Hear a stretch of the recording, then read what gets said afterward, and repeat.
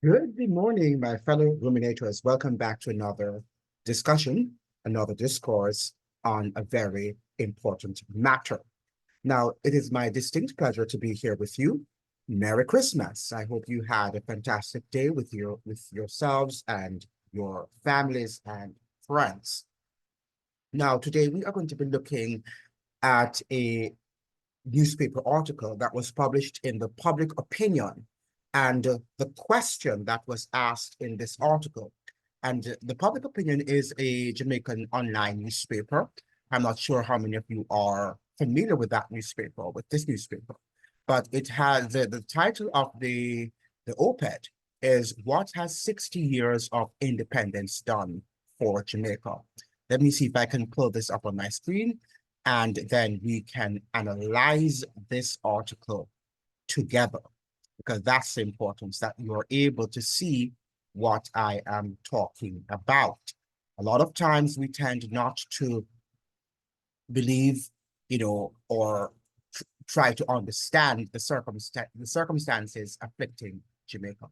But this did not receive one comment. What I do notice is that our people tend to like superficial articles, superficial videos, right? They're not inclined to listening to and to reading, right? Important articles that are of importance, right? Well, or that are urgent, or that requires urgent attention.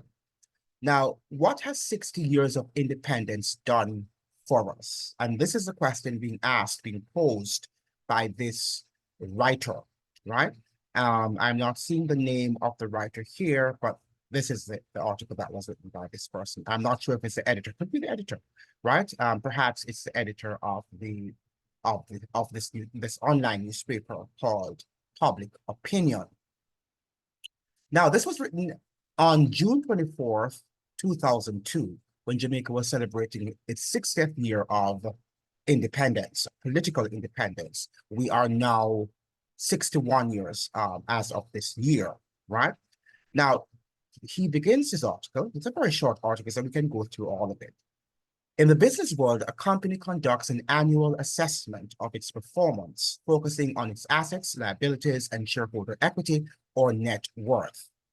It is what is called its balance sheet. Such an assessment would be useful at this point in evaluating Jamaica's 60th year of independence and drawing up a balance sheet to determine whether our achievements have outweighed our failures or vice versa. Perhaps a good starting point would be to know what independence means to us after 60 years, and does it have the same meaning today as it did back then? It's a very good question. Does independence really mean the same thing? Or is it that we think that enslavement is really freedom, right? As the George Orwell said in his book 1984, freedom is slavery, right? So we tend to now like slavery because we do not have a good concept of what freedom is. And by the way, this is not only for Jamaica, this is for the world at large, including citizens of the United States who think that they're free. Many of us do not understand that we are living in Orwellian societies in which freedom is perceived as slavery, right? Well, it's not perceived as slavery by many people, but that is essentially what it is, because we are enslaved by our institutions and by the system itself. The Martikian sociologist, that's Franz Fanon, saw independence as a process by which the people are mobilized to throw off the yoke of the accumulated myths into which they have been socialized by colonial authorities.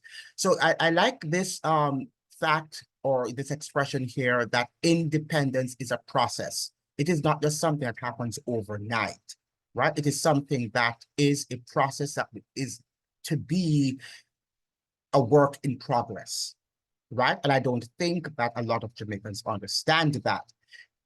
Even when the United States was founded, as a republic, the founding fathers, described it as an experiment, right? Because before, never in the world have we ever had that degree of freedom. And they said that perhaps one day it's going to end, which of course is going to end, because anything that is constructed or conceived by human beings, is but temporary, right? It's never permanent. But, we should also look at Jamaican independence in light of that it was an experiment, and an experiment that can have disastrous consequences. In the same vein, UWI scholar Louis Lindsay, nearly 50 years ago, questioned whether we had done enough to remove the psychological scars of colonialism. He concluded then that the independence experience has further embedded notions of Black inferiority into the value systems of the newly independent states. Garvey was equally strong on the importance of self-reliance and the dynamics of power in a post-independence world for the former enslaved Africans. In drawing up the balance sheet of independence, all factors cannot, therefore, be equal. We can naturally take pride in our accomplishments in sports, music, the many world-class men and women we have produced in almost all spheres of life: academic, medicine, law, architecture, arts, and the strides we have made in our democracy, a justice system that continues to balance the scales evenly, and the freedom that the press continues to enjoy. I don't know if I think I share this, that our justice system continues to balance the scales evenly. I don't think that is true, right? I think that our justice system is a clientele system on which, if you have money and if you have fame, right, then most of the times you might be exonerated of charges that, of course, are detrimental to our nation's progress. So I'm not sure I agree with this, right? If there is some equity in justice, it's very, very minute, not, sufficient for to have a functioning democracy. The press continues to enjoy freedom. The press enjoys freedom in as much as they do not speak against the authorities, against the elites in Jamaica. I'm not sure that they also have any great degree of freedom. I thought so once, but I am of a different persuasion now. Now, in many respects, there are remarkable achievements, not that we are by any means satisfied, but it's a start worth building on. The United States, for example, after more than 200 years, and we're going to hear this nonsense again, continues to drum in the minds of the citizens that independence means celebrating freedom from tyranny and guaranteeing the right to life, liberty, and the pursuit of happiness. It is the social aspects of development, I submit, that would undoubtedly weigh down our achievements. Well, the social is connected to all of what you've just said. That social development must make the improvements in the well-being of every individual in our society so they can reach their full potential.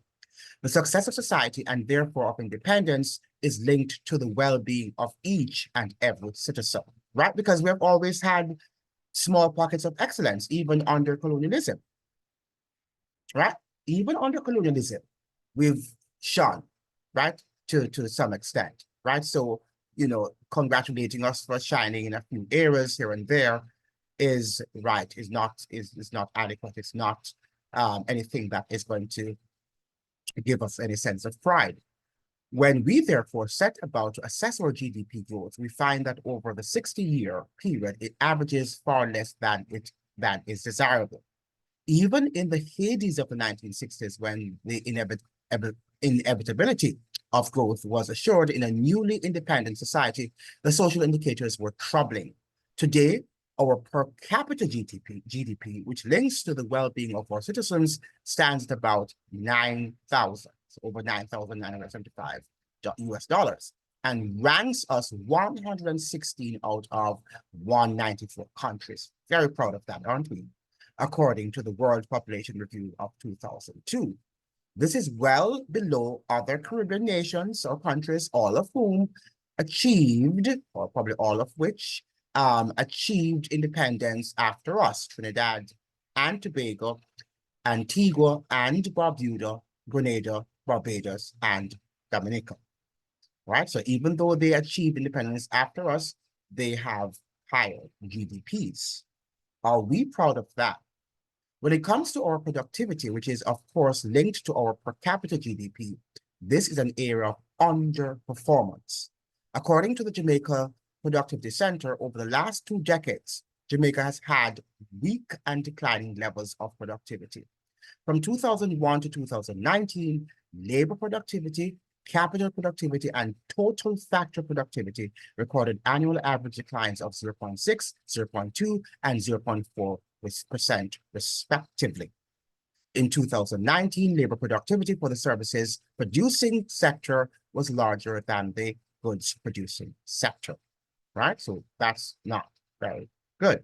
Overall, the Global Human Development Index ranks us 101 of 189 countries, well below several of our sister nations, including Barbados, Trinidad and Tobago, Grenada, Antigua, St. Kitts, Cuba, and Panama, and ahead of only Belize, Guyana, and Haiti in the region.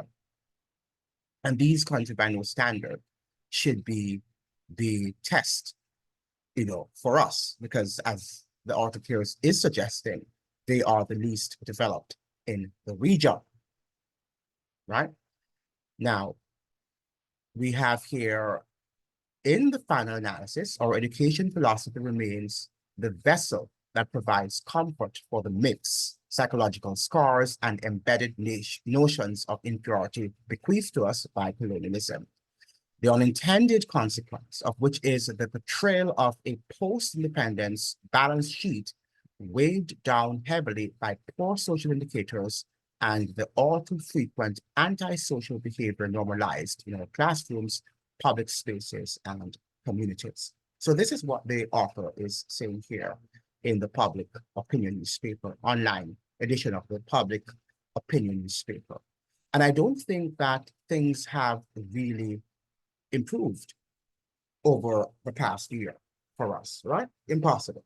Because, we understand that, we still have yearly 80% of our university graduates still continue to depart from that country. Now, I just wanted to read quickly here a few paragraphs written in The Black Jacobins by C.L.R. James, right? And this is a classic on the Haitian Revolution. Now, C.L.R. James was a Caribbean intellectual, one of the finest the region has ever produced from the island of Trinidad. And he says here on page 406, and this was written after, he talked about the Haitian Revolution and gave the whole history. The best book, I would say, that has ever been written on the Haitian Revolution.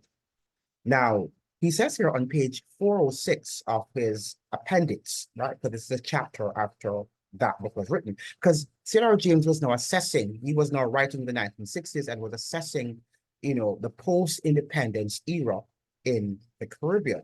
And he says here, as they have been from the first days of slavery, which is referring to the Caribbean islands, and the whole financial and political realities. So as they have been from the first days of slavery, financial power and its mechanism are today entirely in the hands of metropolitan organizations and their agents. So he's saying that the financial powers are not in the Caribbean, right? They're still in these metropolitan areas and their organizations. Such a westernized population needs quantities of pots, pans, plates, spoons, knives, forks, papers, pencils, pens, cloth, bicycles, buses for public transport, automobiles, all the elementary, upper tenancies of civilization, which the islands do not manufacture, not forgetting Mercedes-Benz, Bentleys, Jaguars, right, and Lincolns. Now, he's just laying down the foundation that all of these things that we do need, a lot of times they come from the metropolitan countries and they are not made, they're not manufactured in these Caribbean islands. In this type of commerce, the dominating elements are the foreign manufacturers and the foreign banks. The most revealing feature of the trade and the oldest is still the massive importation of food, including fresh vegetables, right? So we're still having still witnessing that huge, right, importation of these things, right, including foods that we can produce like chickens and, and beef and all the things. And the milk, right? We are even importing powdered milk and other forms of milk into Jamaica and other parts of the Caribbean. The few industries of importance, such as oil and bauxite, are completely in the hands of foreign firms, and the local politicians run a ferocious competition with each other in offering inducements to similar firms to establish new industries here and not there. As with material, so with the intellectual necessities. In island after island, the daily newspaper is entirely in the hands of foreign firms. Radio and television cannot evade the fate of newspapers. So he's still saying that newspapers are still very important, but they are in the hands of foreign people, right?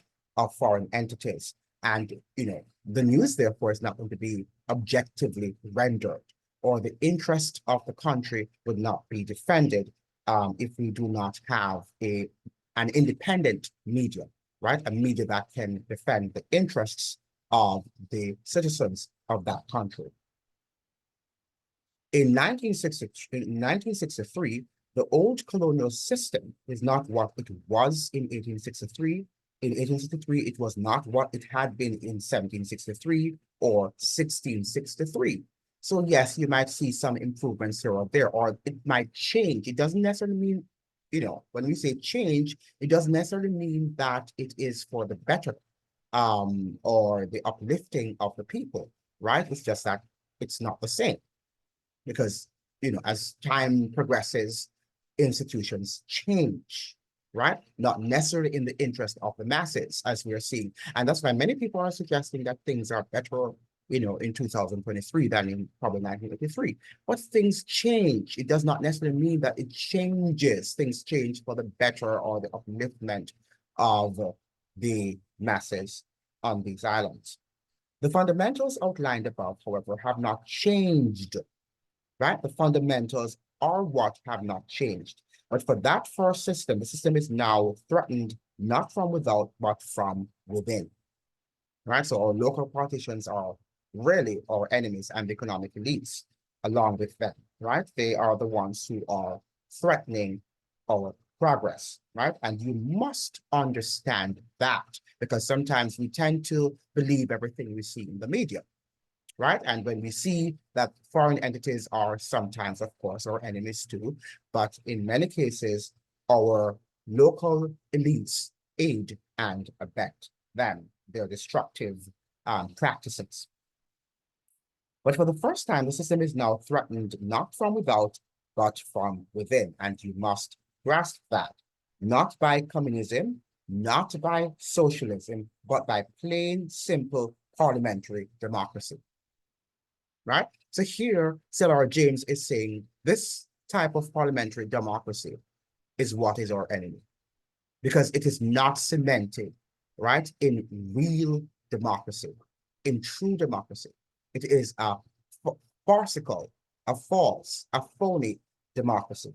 And we need to understand that, right? So when people are going out to vote and think that, this person's going to make any change, the system needs to change, because that system is just a system that was, substituted, that came into being to replace the old colonial system. But in substance, it is the same, right? It's the same system that represents that change. We only see that we have more Black faces, right? And more of our local politicians there, and they're not really, the parliaments are not governed by, the people from the metropolitan countries. The old colonial system in the West Indies was not a democratic system. I want to read that again. The old colonial system in the West Indies was not a democratic system, right? Was not born as such. It cannot live with democracy. And I stop there. That is why I think Jamaica is having a high crime rate, because it has fooled its citizens to believe that it is a functioning democracy when it is not a functioning democracy. So that hypocrisy has resulted in pent-up anger of the citizens who have been hearing since the 1960s, 70s, that better must come. And they haven't seen that better yet.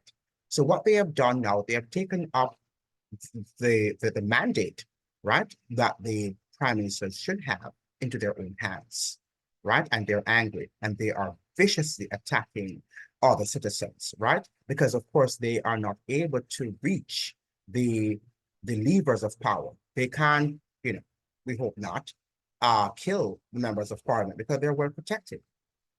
Right? So what they do, they launch these killing spree on the citizens. But remember too that crime is also a profitable business, and we shall talk about that in another video. But I just wanted to reflect on this word, that this whole system is not democratic in any sense, right? So when we're saying that it is, oh yeah, we have to save our democracy.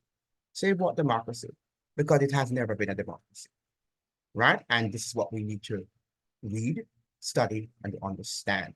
We need to reflect on these issues and begin to say that we cannot say a house is clean when it's not clean, right? It's either it's clean and afterwards you can, decorate it and you can put it together, right? But if you cannot decorate a dirty house, right? And what we are saying in Jamaica is that we are living in democracy when it is not democracy, and we're beginning to to grow a system which has not grown because we're operating from a false premise. And we need to change our course. If we do not change our course, I'm afraid that things are going to gradually deteriorate. Thank you so much for joining, and I hope to see you in another chat in our next video. Bye.